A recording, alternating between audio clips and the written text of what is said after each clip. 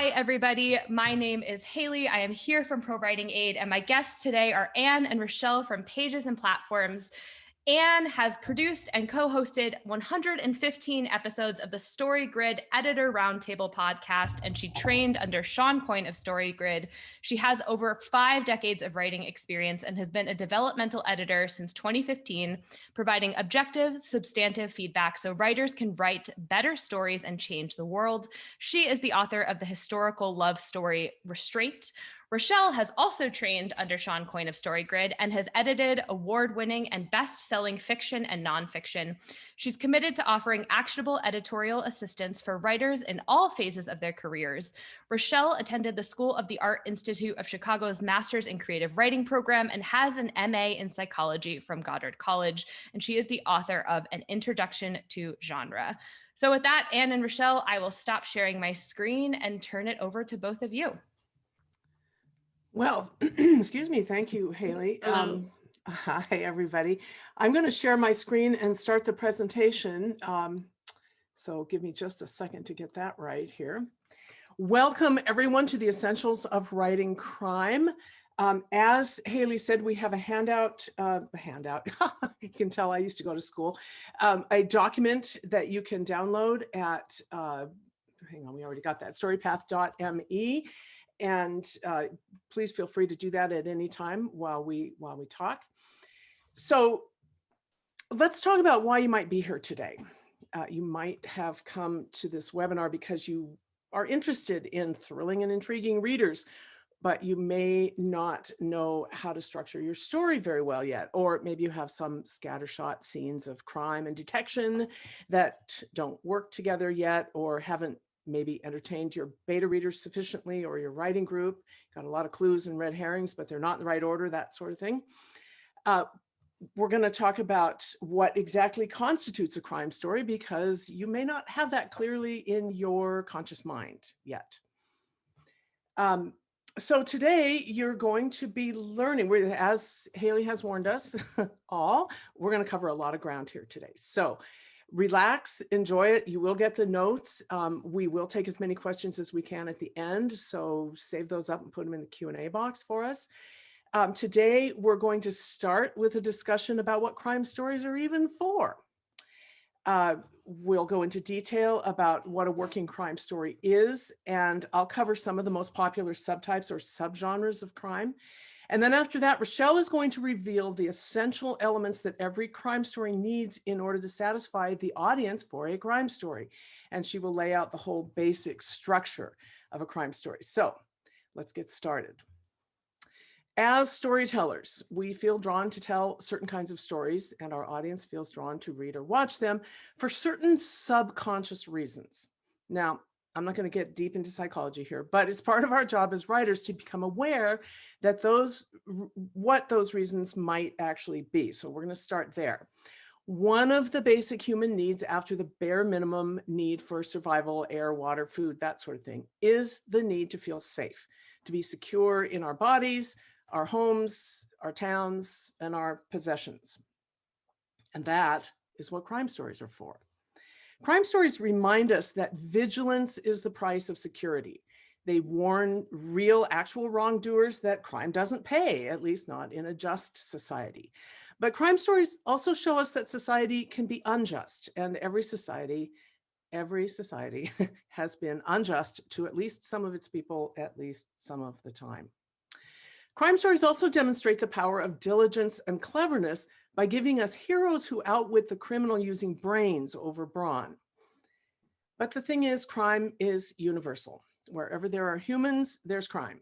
People are always going to harm each other, take each other's stuff, trick and defraud each other, and generally break the codes that would otherwise allow them to live together in community. Systems of law and justice exist to punish wrongdoers and maintain the social order, however wrongdoing and order are defined by whatever particular society. Crime and punishment have been encoded into civilization since the earliest Egyptian dynasties. And this is the first written code of laws that we know of, the Code of the Hammurabi, dating to about 1900 BCE. It's not Egyptian, it's Phoenician or something. Sorry, cuneiform, Babylonic cuneiform. Well, Advances in learning and technology over the intervening 4,000 years or so haven't eradicated crime, chaos, or injustice. In fact, they just offer new avenues for people to do wrong and interesting ways to tell stories about it. Because again, where there are humans, there's crime and there's wrongdoing, and we like stories about that stuff. Stories about crime help us establish the cultural norms about what's right and wrong, what's just and unjust. They track the changing relationship between the community and the justice system. In some periods, crime stories favor official law enforcement and courts and justice systems. And in other periods, they extol private or vigilante justice or private crime solving. For example, the original Sherlock Holmes stories center on the extreme competence of a single genius and the relative incompetence of official policing in Victorian England. Arguably, those stories had an effect on actual policing. But in the beginning of the 21st century, in the United States anyway, we began absorbing lots of crime stories about the competence and high technology and scientific skills and teamwork of publicly funded law enforcement agencies like crime scene investigation.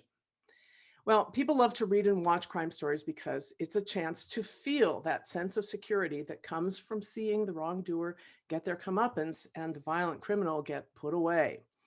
Crime stories satisfy that need in us for order and security by showing us competent crime fighters. This is serial killer Ted Bundy, by the way. And they help us maintain the pleasant fiction that our official justice systems will always stand up for us against wrongdoers. But there's another pleasure in crime stories, and that is the feeling of intrigue and satisfaction that we get from solving a puzzle, ideally just one half step ahead of the clever investigator in the story itself. Okay, before we start solving the puzzle of writing a crime story, just a quick warning that a market-ready manuscript or screenplay is not going to be a one-draft process. This webinar is going to hopefully help you. It is designed to help you move from scattershot story parts to a story that meets the essential requirements of the crime genre. And we like to think of the very first rough draft of a story as backing a truck up to the site and unloading building materials. We call this the zero draft. The crime story information we're going to talk about today is like a blueprint for assembling those story parts into a solid structure. And that is when you have what we call the professional working draft. The professional working draft has some specific things in it. It has a protagonist who is incited by some event to pursue a singular desire. The desire establishes the stakes, that is, what the protagonist has to gain and what they have to lose. And it causes the protagonist to undergo a change as they pursue that desire or goal from the beginning of the story to the end. The professional working draft has a clear and singular premise that is reflected in every scene, and it is driving towards the emotion that the audience for your story expects to feel. It also has specific characters and moments that are called for in your story type. Crime, of course, is the story type that we are talking about today. So desire, stakes, change, premise, emotion, characters, and moments. These are the essential elements, the puzzle pieces or building blocks of that a story of any type needs, crime included, in order to work. And you'll be hearing a lot more about this and these terms from Rachelle in a few minutes. So you'll get plenty of repetition of this idea here. When all of those are clear in your story, then revisions can begin. The path from a professional working draft to a publishable manuscript involves several more drafts. This is just a little reality check. And I hope validation for writers who, like me, gosh, just don't turn out a great story in a single draft, because really nobody does that except in the movies. Now, there are a bunch of popular subtypes or subgenres of crime. And before we examine them, let's first look at what they all have in common. They all use the tools of good storytelling that Rachelle is going to tell us all about. They are plot driven. This means that the protagonist of a crime story is primarily motivated by external real world events and characters, the crime, the criminal, so forth. And the protagonist takes action in the external world to go after what they want. This is as distinct from a character driven plot. The protagonist will also undergo a character change, but that internal arc is secondary and is driven by the events of the crime story. Now, we're not going to have time to go into secondary internal stories today, but that download that's available to all of you goes into it in some detail. So we'll give you that link again at the end. In pretty much all crime stories, the protagonist wants to restore justice or order despite very high odds against. And the definition of justice is going to depend on your subtype or subgenre. But either the crime will be an actual on the books act of wrongdoing that can be redressed through official channels of the justice system, or it will be an unfair act that may not be technically illegal or that can't be entrusted to law enforcement and calls for poetic justice in the form of another crime. Those are the commonalities. So how do they differ? Well, the crime subgenres vary by the protagonist's profession. They may be a law enforcement officer, a sleuth, a private individual, an investigator, a lawyer, a journalist, even a criminal. They vary by the type of crime and the type of criminal, for example, murder, serial killer, or white-collar crime. And they vary by setting. The story can take place in the real world of today, the city, a town, country, or they can take place in a fantasy setting or a science fiction future or in history. Several crime subtypes have been popular in recent years, and I do not want to make you think that this is an exhaustive or complete list, but it's pretty complete. You can work with it. Writers have been combining and recombining the elements of crime stories at least since Edgar Allan Poe first published Murders of in the Rue Morgue in 1841. So the genre continues to change, but here we go. There's the ever popular murder mystery, the courtroom drama, journalist investigation, the police procedural. There's the caper and heist story type. There's a slight nuance of difference between those two. We'll cover that pretty soon. And of course, the crime thriller. Now, let's look at these one by one. In the classic murder mystery, the investigator is a private citizen, typically a person of means who has a special knack for investigation. They may also be a law enforcement official, but usually they work alone with just a single sidekick. The story tends to be focused more on the step-by-step accumulation of clues and red herrings and on the investigator's careful thought processes in solving the puzzle than it is on the trial, the conviction, the arrest, the sentencing of the culprit. While a murder mystery can take place in any setting, it's classically combined to a crucible-like environment, such as a small town, an isolated country house. These are classics, a train, Murder on the Orient Express, an island, something like that. The cozy mystery is a variation on the murder mystery that minimizes blood, gore, and violence. The goal of the protagonist in a murder mystery, and probably the reader's goal too, is to restore order in the community where the murder has taken place by solving the puzzle of how it happened and who did it. A couple of fairly recent examples in crime fiction include A Rising Man by Abir Mukherjee. It's a historical novel that tells the story of a British Scotland Yard detective in Calcutta in 1919, trying to solve the murder of a senior official. And Sleep Well, My Lady by Kwei Kwarte, where a woman cop in Accra, the capital of Ghana, washes out of the police force and decides to get back on her feet by investigating a year-old unsolved celebrity murder on her own. Next, we have the courtroom drama. Here, the protagonist is usually a lawyer, maybe an intern, possibly a law firm investigator. The courtroom story is focused on criminal conviction, or possibly the freeing of the innocent. It may also be focused on civil proceedings by injured parties against corporate malfeasance. The protagonist may alternatively be defending the wrongly accused. So it could be prosecution, could be defense. The criminal may be a corporate entity, organized crime, a corrupt individual, something or someone with political power and wealth that requires the legal system to get back at them. And the goal of these stories and the goal of the protagonist is social justice, usually involving a large social problem, such as racism, economic inequality, environmental destruction, or domestic abuse. Courtroom drama is especially effective in film stories. Here are a couple of examples. Section 375 is a drama from India that pits a passionate young prosecutor, that's her there on the left, against an apathetic defender, Mr. Apathetic on the right there, in a Me Too hashtag-like case involving allegations of rape. In the 2013 Chinese film Silent Witness, a high-powered lawyer defends an accused murderer, but the whole case starts to unravel as both defense and prosecution uncover an unexpected truth. It's interesting to take in foreign courtroom crime stories because it gives us a glimpse into different legal systems and different definitions of justice, and I recommend it. Next, we have the journalism or newsroom drama. In this type of crime story, the protagonist is a journalist who is working to uncover a crime that official law enforcement has either ignored or failed to act on or hasn't found out about yet. So the crime involved is usually some form of corruption or a large social issue, again, that creates injustice for the many, such as corporate malfeasance.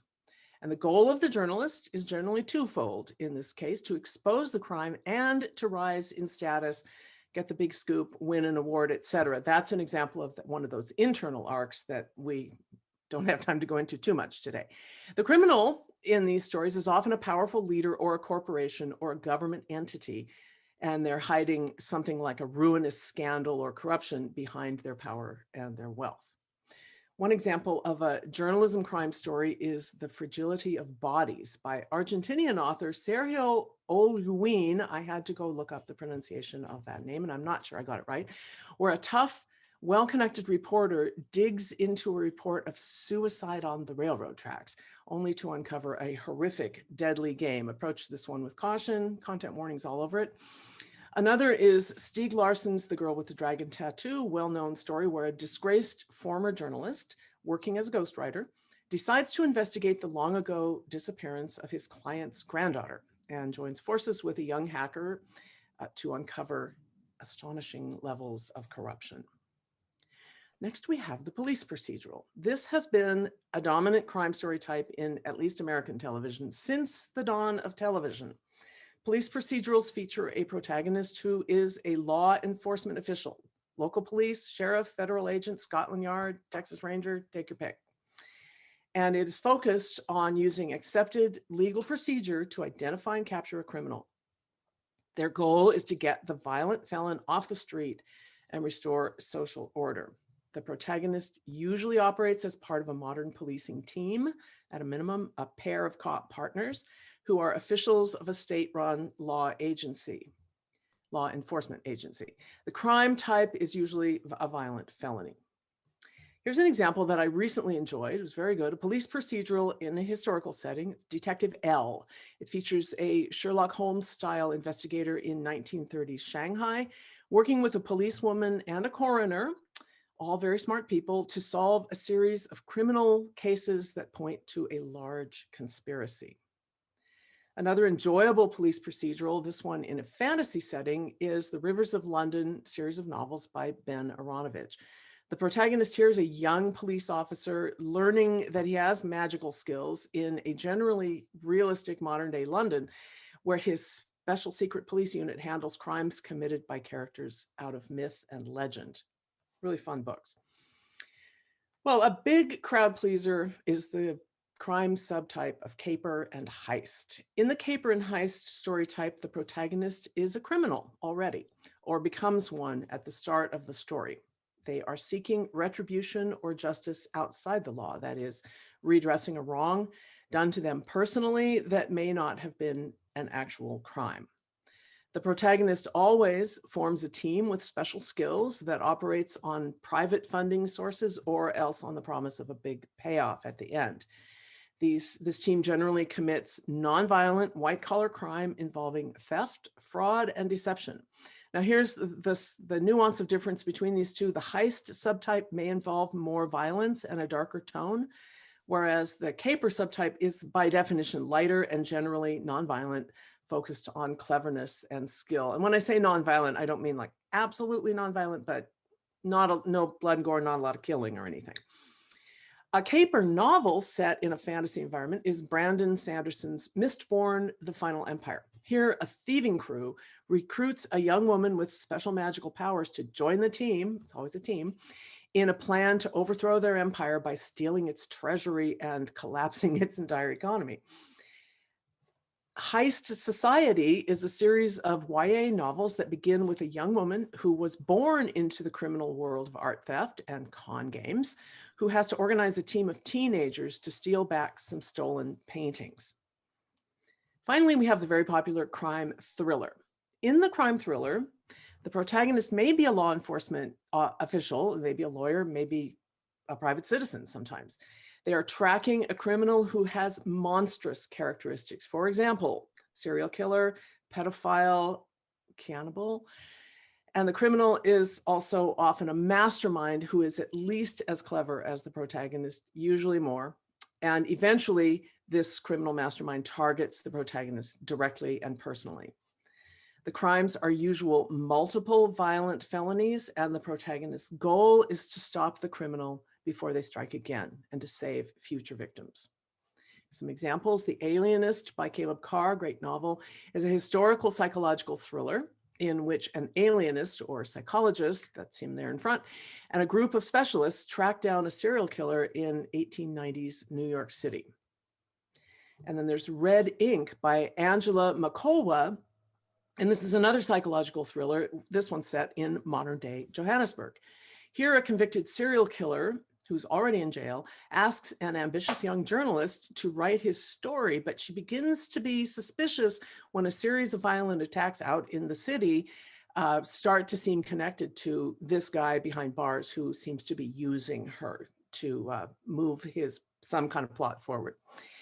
Now, these subtypes are all important. They might make or break a potential reader's decision to read your book.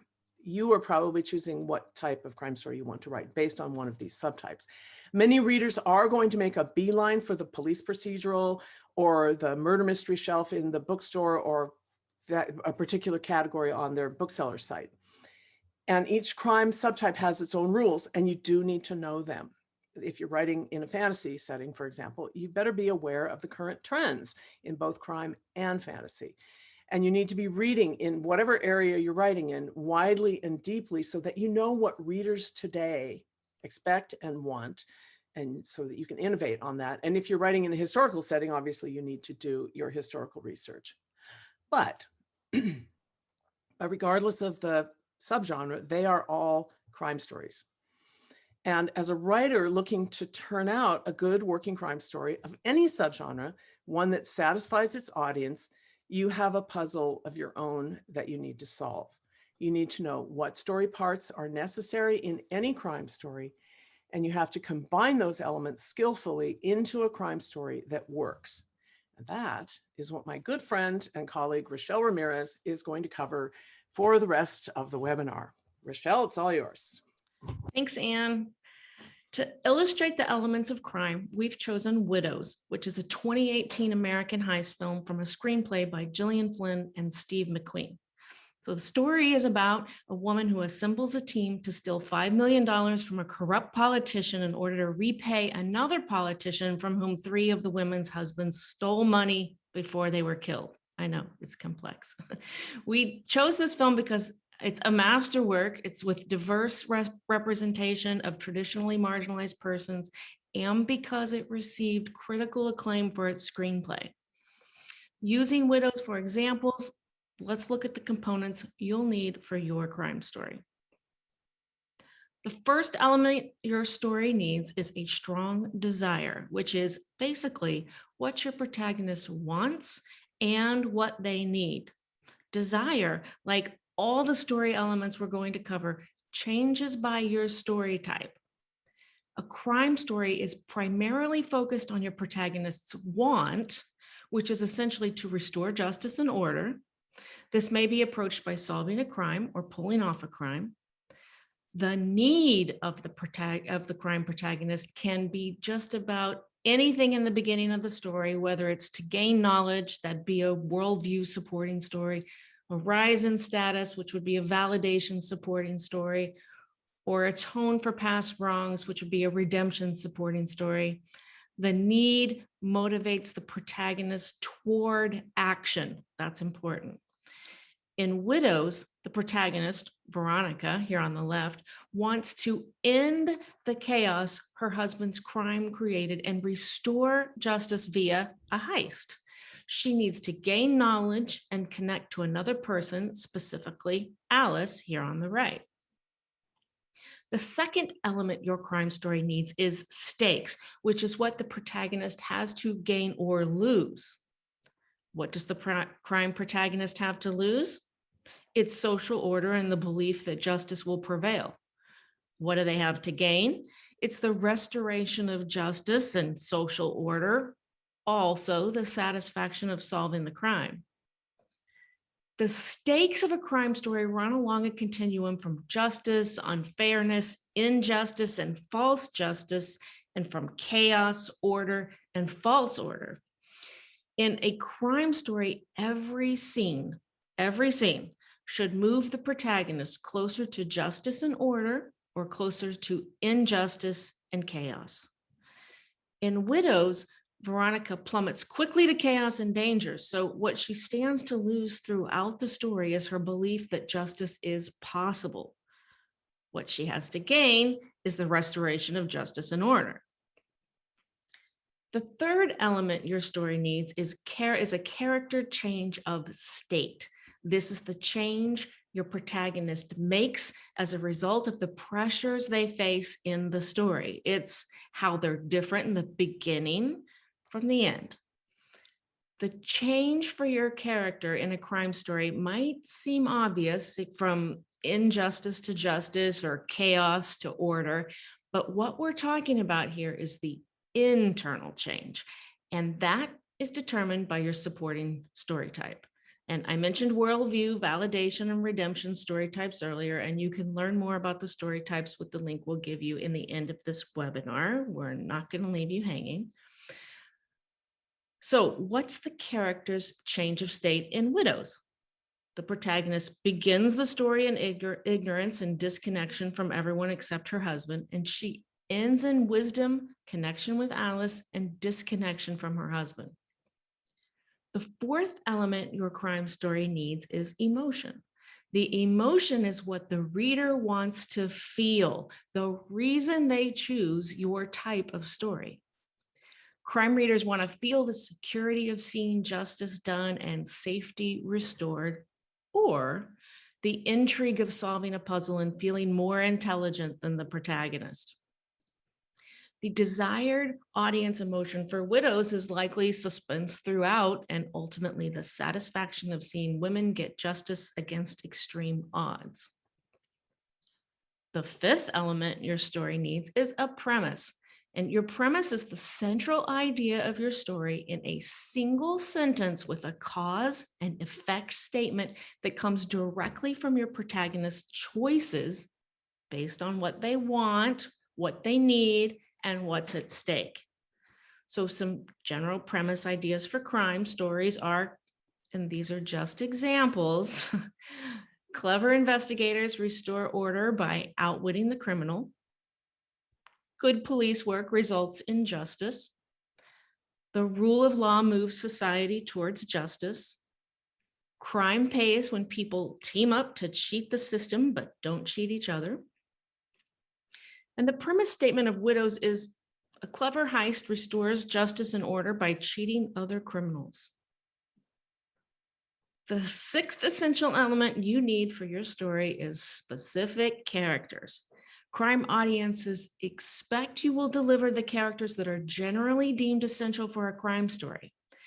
Your crime story needs a protagonist, an antagonist, and a victim. So let's look at those three individually real quick. Your protagonist is the primary character of the story that faces stakes of justice and injustice. They must be actively trying to solve a puzzle and restore order. Give them characteristics the audience can identify with, like deductive brilliance, sophistication, flaws. Make them less powerful than the antagonist, primarily due to lack of knowledge or resources. In caper and heist stories, the protagonist is committing the crime and seeking a form of justice that the law might not recognize. So in Widows, while there's an ensemble cast, Veronica is the primary protagonist with bravery, determination, integrity, intelligence, and I dare say spidey senses. The antagonist in a crime story is the primary external force of opposition for your protagonist. Generally the criminal. The antagonist is a step ahead of the protagonist at the start of the story and harbors information that the protagonist wants. Their motives must be complex and believable, even if abhorrent. When the antagonist is an antagonistic force, such as a criminal gang, a corporation, or an organized crime ring, it becomes a situation rather than a character, but it serves some of the same story purposes. And even so, that force, that antagonistic force, must speak through characters such as a politician, a hench, or a CEO, for example. In Widows, the women who participate in the heist are the antagonist to the victim they steal money from, but the pinnacle of antagonism in the story is Veronica's husband, Harry, who has forced them into the dangerous situation that makes the heist seem necessary. In Widows, Harry is the ultimate antagonist, but he's also involved in a crime ring in which he steals from one politician to pay off another politician. And this puts multiple forces against the protagonist, Veronica, raising the stakes throughout the story.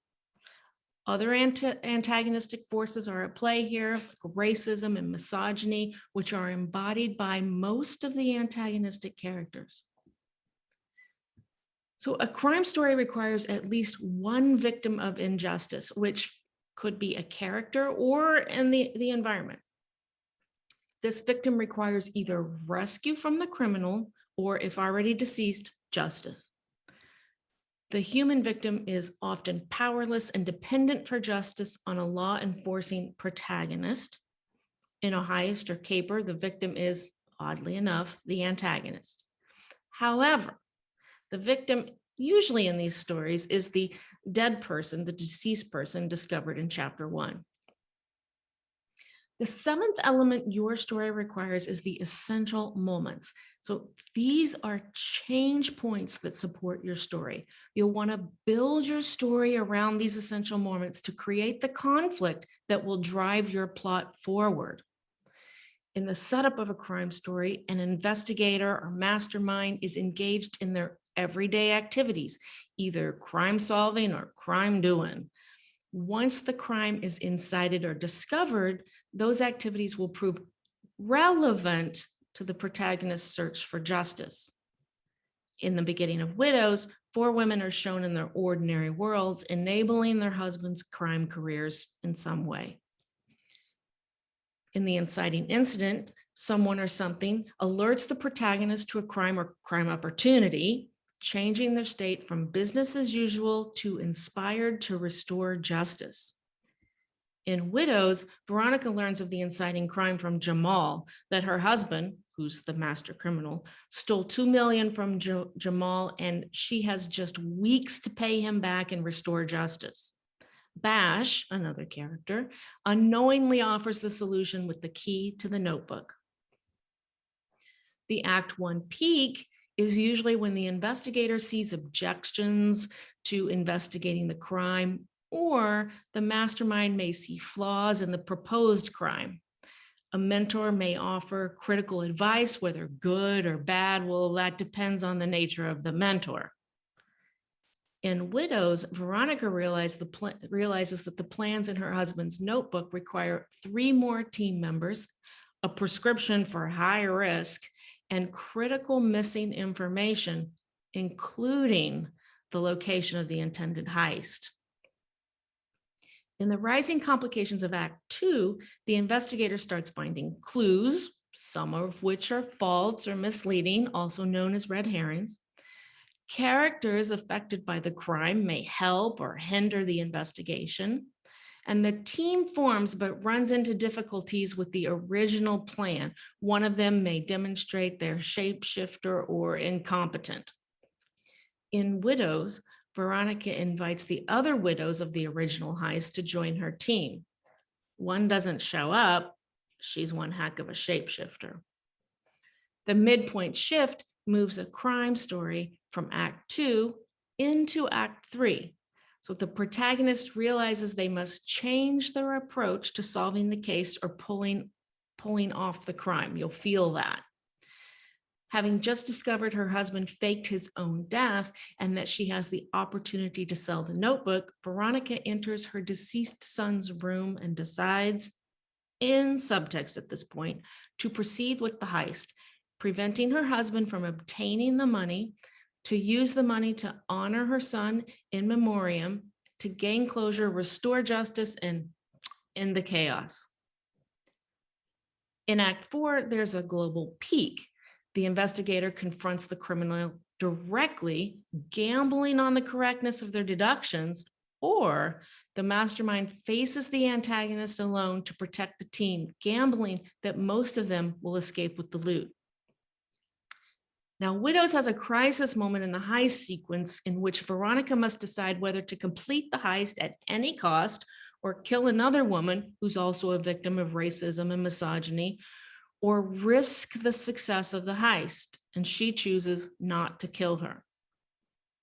A common element found specifically in the heist or caper is when one of the team members is harmed and the stakes increase. In Widows, Alice is shot, prompting the unexpected murder of one of their antagonistic victims. In the resolution, the investigator brings the criminal to justice, restoring the legal social order, or the mastermind and the team get away with the loot for poetic justice. As Veronica is unloading the money the team stole into the secret hideout, her husband returns to demand the money for himself. She kills him, defending her own life and bringing the ultimate antagonist to justice.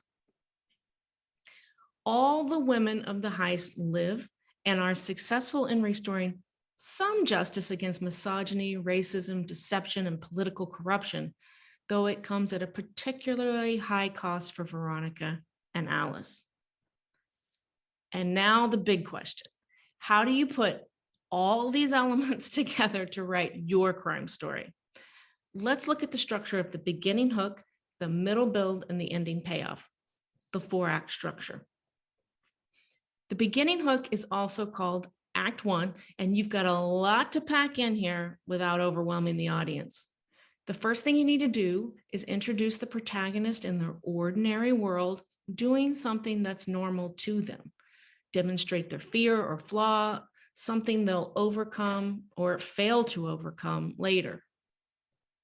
Demonstrate the injustice, the inciting crime or opportunity to commit a crime that interrupts their ordinary world. Introduce interesting supporting characters that serve your story arc. Demonstrate what the protagonist wants, justice and order, and their needs based on their internal change. Make the stakes clear. Stakes in crime are not for subtext. What can the protagonist gain? What can they lose? And in transitioning from Act 1 to Act 2, your location will often change, but that's not required. Put clues and red herrings, which again are false clues, and obstacles between the protagonist and their goal. Make sure the obstacles escalate. The pressure increases for your protagonist. Create a midpoint shift where the protagonist goes from reactive to proactive or changes their tactics. The midpoint shift transitions the story to Act 3. In the middle build 2, Act 3, you'll want to continue escalating the complications and raising the stakes, and remove the protagonist's hope of restoring justice in an all is lost moment at the end of the middle build. In your ending payoff in Act 4, you're answering the questions you set up previously. Write a climax in which the protagonist confronts the antagonist. Show the protagonist rising to the challenge and confronting their fear or flaw. Demonstrate how the protagonist outwits the antagonist for a prescriptive tale, or show the antagonist outwitting the protagonist for a cautionary tale.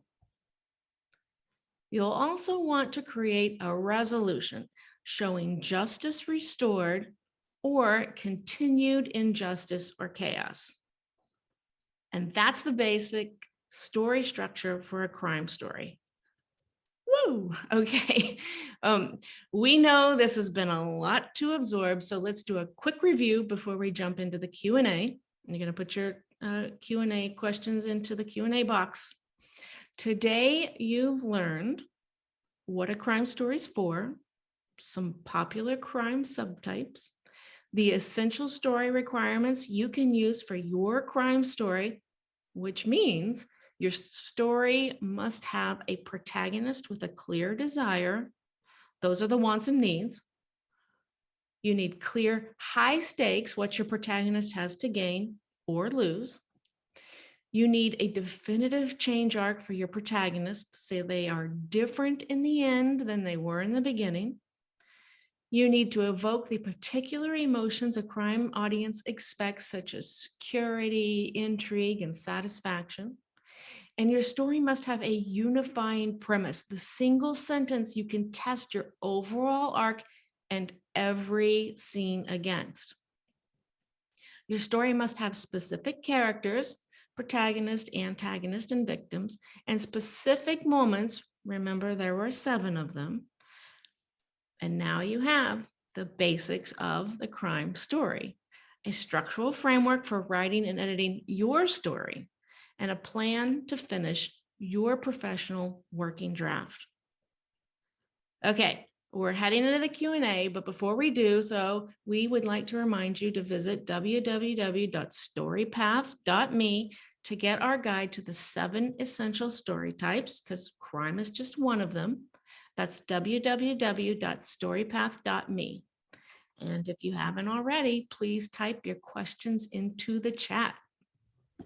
All right. Thank you both. That, as always, was amazing. For everyone listening, we will send out the slides. They will be on the Crime Week Hub after this, as well as the replay later tonight. And we do have another session today, so we won't be able to go through all of the questions, but I'll try to get through as many as we possibly can in the next 15 minutes. So let's start out with, someone asked a question on characters. Let's see, where did it go? Actually, you know what? I'm going to find that. And before, so we don't waste any time, let me ask this other one. So Annie asks, some of these structures sound formulaic. How much can a writer deviate from these structures? Not a lot. But within these structures, there is tremendous flexibility. And within these structures are opportunities to innovate. And these constraints themselves can give you lots of great ideas for how to sort of push, I hate to use cliche, but push the envelope here for your story. So I don't know, Andy, you have something else you want to say? But I mean, there's just tons of opportunities you have working within some basic structures. If you're pushing way out of this, maybe you don't have a crime story. Maybe you have an action story. Maybe you have a horror story. Maybe you have a love story or a worldview story. Or so if you've pushed way outside these boundaries, you might not have actually a crime story by genre. I would only add that what seems like formula arises directly out of, why do we tell crime stories? What are they for? If you are not telling a story of justice, injustice, order, and chaos, then your protagonist is going to have different desires, different stakes, and it's going to become a different kind of story. So it's all an organic whole that feels like rigid rules, but is an opportunity for combining and recombining elements that have to do with order and disorder, chaos and disorder, chaos and order, whatever, crime, punishment, justice, and injustice. Great. So Matthew asks, besides internal, external goals and motivations, what tips do you have for making characters, especially supporting characters, interesting for the reader? The secondary characters have to be perceived to have some kind of want and need that's related to your central character. And there are ways to make them interesting just with personality traits or appearances or something like that. But basically, you want your reader to presumably empathize with or understand your secondary characters. And that means understanding what they want and need, but also making sure that their want and need is subservient to that of your main protagonist.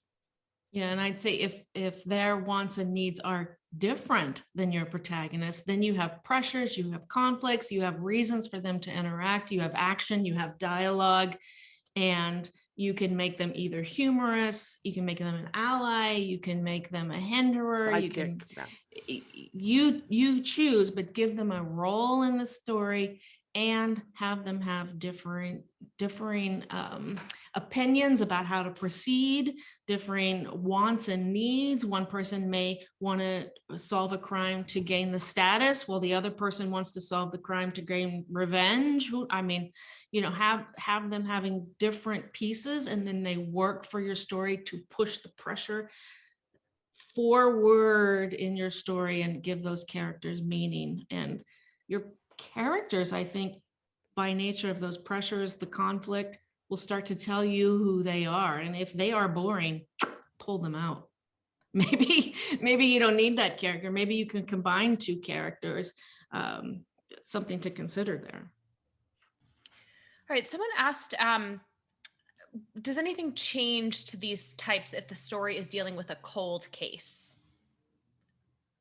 Versus like, I guess, if, and I think this talks about probably in the first act, where I would say it's probably the cold case usually is reopened with the protagonist getting some more information, right? So it would just be more information about that cold case rather than like new information about a new crime or something like that. There's a separate set of obstacles for a cold case too, because like the police won't be on board, or they won't have the resources if they're already a police officer. They're working kind of outside the system a lot of the time in a cold case. So the set of obstacles is going to be different from, say, CSI, where the whole team is on board and we've got all the science and technology and resources we need to push forward on solving this. Yeah, and in some ways that cold case investigator is rogue. Not necessarily. They may not be operating outside of the bounds of their police force, but they're not going to, like Ann said, have the support of their peers, probably. Which is huge. The desire, the motivation might be a little different too, because it may be something personal to them that's a little bit more than just getting the average felon off the street, something like that. Yeah. Yep. We're seeing a lot of those come up, Netflix and that sort of thing, documentaries, crime dramas, specifically for women and persons of color, murders, investigations of political corruption, that now that politics have changed or leadership has changed, now someone is allowed to do those investigations. We see a lot of that. That's pretty popular right now. A few people have asked about starting the story. So is it okay to start with the inciting incident right away? Do we need to see that kind of ordinary world for the protagonist? I think particularly in a murder mystery, the reader expects to find a body pretty early on in the first chapter. It can vary though, depending on how strong you want your internal arc to be and how much of the story that's going to be.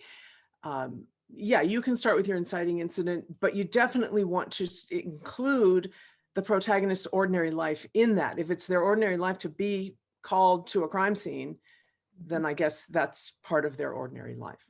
Yeah, they're talking to their partner about, okay, come on, Joe, let's go. Let's get this done. Let's see what, whoa, right? Right, and you see that they're already good friends with the coroner who's on site, or the medical examiner, who's on the site, that type of thing. Taking their well-worn route to work. Yeah. Okay, so Jim asks, in a police procedural, is it acceptable to have more than one crime, both of which the protagonist and his or her partners are pursuing? Sure. Yeah. As long as they're related, or they think they're related. Or both crimes are related to the internal story of what the character is going through. Both are affecting his marriage or something like that. Yeah, that's tricky. I would make sure that all my crimes were somehow related or mistakenly related. Yeah. Someone asks, do editors or agents expect a protagonist in a crime story to have more agency due to the genre? Yeah, you better have agency no matter what your story. That's huge. Nobody wants to read a story with a character without agency. It's all about agency. And frequently says, what your stories are not, characters are not real people, and stories are not real life. Yeah. Yeah, you have to give, I mean, what would be like a character with no agency would be the victim of a crime who is prevented from taking any action in their own behalf, and that like automatically says someone else is going to be the protagonist. Debbie asks, is a book with an amateur sleuth automatically cozy? No. Poirot is a amateur sleuth. Sherlock Holmes is an amateur sleuth. They are not cozy mysteries, although cozy mysteries generally do feature an amateur sleuth. Yes. Or at least a non-professional sleuth, right? Like a Yeah, there's somebody who's not a police officer or a lawyer. Someone asked, are there any novels about crime or crime novels rather that don't fit in kind of these subgenres discussed? So, i.e. Irvine Welsh style. I don't know about that particular example. Yeah, I don't know that writer. I'm sorry. But I would think that these categories are broad enough that crime stories would all fit within that. Yeah, he looks like, Train Spotting. Train Spotting, it's been a long time. I know, same. Recollection is that's more about danger, yeah, life and death, than it is about justice and injustice. So a lot of times when you're thinking, oh gosh, my story is just not fitting within this, it might not be a crime story. It might have aspects of crime. Crimes might be being committed, but that does not mean it is a crime story. A crime story is about pursuing justice, order, getting away from injustice and chaos.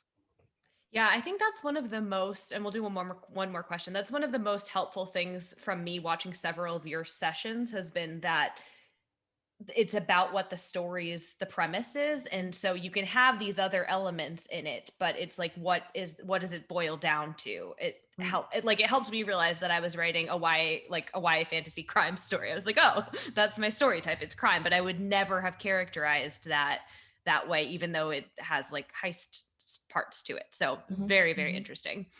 Okay, let me just see. I'm just going to randomly pick one last one. I just want to say knowing those story types starts to give you a prescription for, oh, now I see I've got this missing piece, or oh, now I see that I've turned the beginning hook on crime, but I've turned the middle build on action, and oh crap, I've turned the middle build on, the ending payoff on love. Which is it? Yeah. Pick and turn all 4 acts on one. Doesn't mean you can't have love, action, crime all in the same story, but all 4 big scenes, the pivotal scenes in your story, moments at least, need to turn on your primary story type. All right. And our final question, thank you so much for everyone who has submitted them. I think, Anne, you're in the Facebook group. And Rachelle, I'm not sure if you are either, but we will, if there are other questions, either follow them on StoryPath or definitely follow them on storypath.me. And then if you have questions in the Facebook group, we can pop in over there too. Slides will go out after this. So final question, Maya says, how do you write a good bad guy? If you were to write a story from the point of view of the bad guy criminal, how do you develop a moral compass or code of ethics for him or her that make them relatable? So something along the idea of Dexter. You're basically describing your antagonist, the criminal or the bad guy, as your protagonist. We need to understand their motives. They can't just be a cardboard cutout Bond villain. No, I want you to die, Mr. Bond. We have to understand what they want, what they need, what's at stake for them, just as if they're a protagonist. Well, in that case, they are the protagonist, right? Well, they are, but we're rooting for Dexter in a sick, in kind of a sick way. We're rooting for Dexter, right? He's our protagonist. So, right. Because we understand his motives. We understand his want. We understand his needs. And even if his actions are abhorrent, we understand and we have empathy and we are intrigued. We're like, whoa, what the heck's going to happen? That was an amazing example of innovating on the crime genre, right? What if the serial killer were the protagonist, and then you build him as a protagonist with all the wants, needs, stakes, etc., that the reader can at least, if not relate to, understand and admit that maybe there's a little something in me that's kind of like that too. Yeah, it's why we love watching movies like Ocean's 11, right? Where it's like this lovable gang of criminals who we want to root through because we understand who they are and what their code is. Yeah. So thank you, Anne and Rachelle. This has been so amazing as always. Again, please go to storypath.me if you want to get the download of the 7 essential story types. Stay up to date with Anne and Rachelle. We will be adding the replay of this as well as the slides to the Crime Week Hub, ProWritingAid.com/Crime Week Hub. So you can catch that there later tonight. And then again, storypath.me to download the 7 essential story types. Stay up to date with Anne and Rachelle, and thank you both so much for joining us. Thanks, everybody. This has been really fun. Thank you. Bye, everyone. Good luck with your writing.